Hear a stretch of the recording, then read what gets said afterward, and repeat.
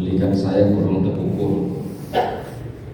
Dari cara menjawab salam seperti orang yang belum sahur. Assalamualaikum warahmatullahi wabarakatuh.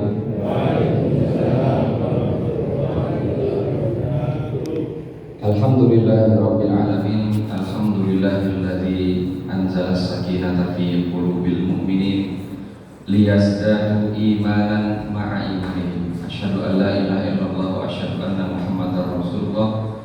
Allahumma sholli ala nabiyyina Muhammadin wa ala alihi wa sahbihi wa sallim ajma'in. Bapak Ibu jamaah salat subuh Masjid Jami Karangkajen rahimakumullah. Mari kita bersyukur kehadirat Allah Subhanahu wa taala, bersolawat keharibaan Nabi kita yang agung Muhammad sallallahu alaihi wasallam. Bapak Ibu jamaah rahimakumullah, kita itu bisa menilai orang baik dan buruk itu dari apanya, Pak? Kita mengatakan orang ini baik, orang itu buruk itu dari apanya, Pak? Setuju nggak kalau dari perilakunya, Pak? Setuju nggak, Pak? Orang disebut baik kalau ia berperilaku baik, disebut buruk kalau ia berperilaku buruk. Maka seseorang itu disebut baik karena ia mengikuti suatu tata nilai, suatu prinsip hidup, suatu aturan atau syariat yang baik.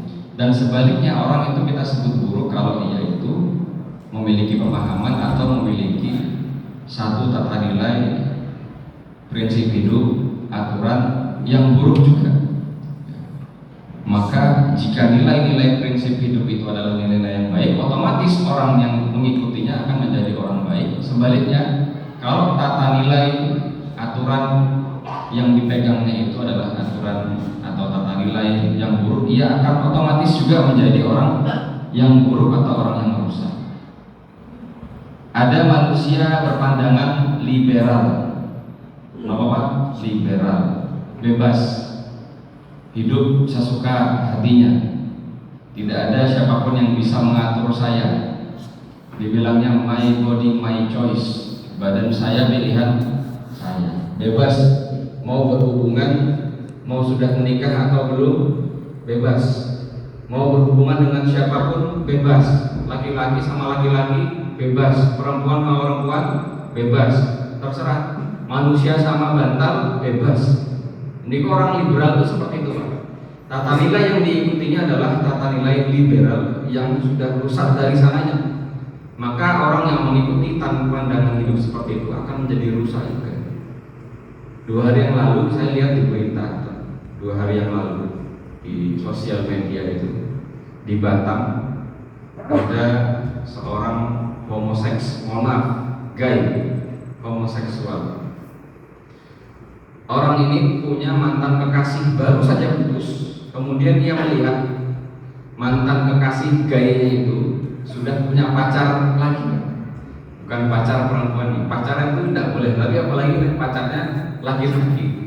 Udah punya pacar lagi, kemudian apa? Dia terbakar api cemburu. Pacarnya ketika sedang berpacaran itu diikuti sampai ke rumahnya. Ketika sampai di rumahnya dia mengejar masuk ke dalam rumah pasangan ini ke salah satu rumahnya. Kalau ini yang diikuti rumah pacar barunya atau rumah mantannya ini, diikuti sampai masuk ke dalam rumah. Kemudian setelah itu sebagaimana kita duga mereka berpelukan. Jijik ya badan dibayangkan, berpelukan katanya berjumbu, kemudian hampir melakukan hal-hal yang diinginkan oleh mereka. Ketika sudah hampir begitu, dia bawa pisau, mengerikan, ditikam di wajahnya. Kemudian dia bawa kayu yang sudah dikasih paku, dipukulkan kepada kekasih barunya, sampai darah berceceran di mana-mana. Mantannya itu langsung mati, meninggal di tempat. Di dalam video yang beredar itu, mengerikan. Berawal dari mana? Pandangan hidup liberal. Begitu mengerikannya. Itu kalau dari sisi individual, orang yang berperilaku buruk karena mengikuti aturan atau pandangan hidup yang buruk.